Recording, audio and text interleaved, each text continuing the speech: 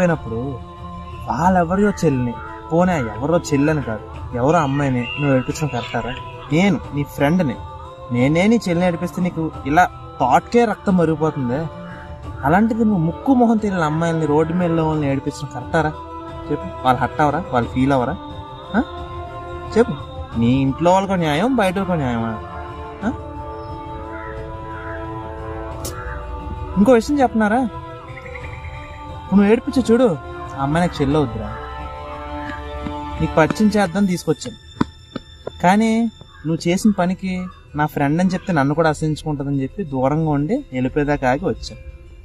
అది ఇంకోసారి ఎవరైనా ఏడిపించే ముందు ఆ అమ్మాయి ఎలా ఫీల్ అవుతుంది, వాళ్ళ ఇంట్లో ఎలా ఫీల్ అవుతారు, వాళ్ళ పొజిషన్ ఉండి ఆలోచించాలి. అర్థమవుతుందా? నువ్వు నా ఫ్రెండ్ అని చెప్పుకోవడానికి ఎవరు సిగ్గా ఉందమ్మా, ఏమనుకోకే వెళ్ళిపోతాను. బాయ్ రా.